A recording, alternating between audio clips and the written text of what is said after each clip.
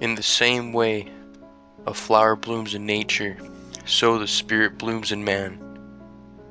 In the same way a flower goes through stages of growth and finally blossoms, so in the same way a similar process takes place within our bodies. The story of Santa Claus is symbolic of a hormonal chemical process that takes place inside the human body.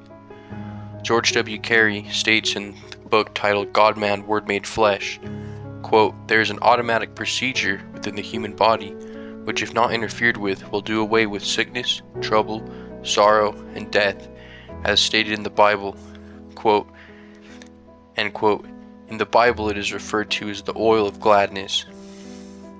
Now that we are in the age of Aquarius, this information has already been given freely to the public through initiates such as George W. Carey, Manly P. Hall, Samael Uyor, Swami Vivekananda, and present-day teachers that point to the way, such as Bill Donahue, Santos Bonacci, and many others, point towards this internal process that takes place within the human body. We will explain how humanity has to develop these 12 archetypal aspects of consciousness within that relate to the 12 apostles and the 12 cranial nerves, as well as the 12 zodiac, as the ancients knew that the universe is a multifaceted, multi-layered realm that is all interconnected.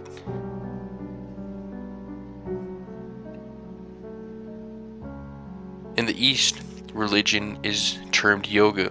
Yoga, or religion, is to live in perfect action at all times and all circumstances. In the Bhagavad Gita, Krishna taught us how to initiate this process. We begin by holding our body relaxed, spine erect, without tension. Legs should be crossed or innate in a way that does not cause too much discomfort. Start by gazing at the horizon at the tip of your nose. A lot of practitioners may mistake this for going completely cross-eyed while meditating. This would be very uncomfortable, so just attempt to slightly look cross-eyed inward towards the horizon, ever so slightly. This is where the Adam Noose is to the Egyptians. This is Brahman's cave. This should not feel uncomfortable at all, but should feel that you reside in a space of peace where the mind enters a supreme stillness and silence.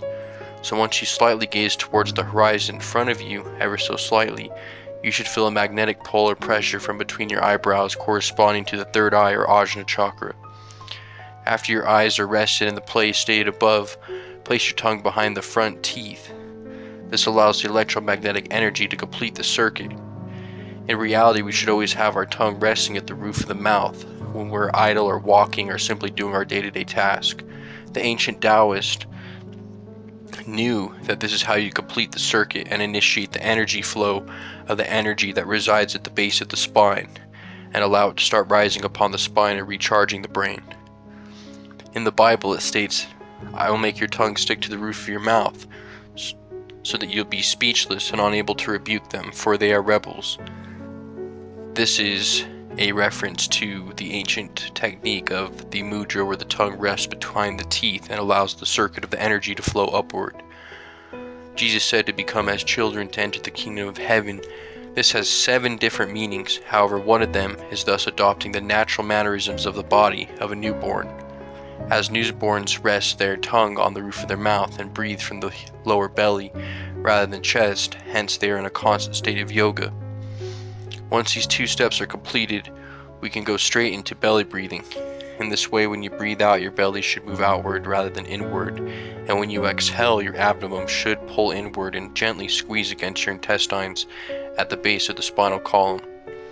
The final step is to rest your observation on the sense of being and feel you connect to the Supreme Para-Atman, or Creator of the universe.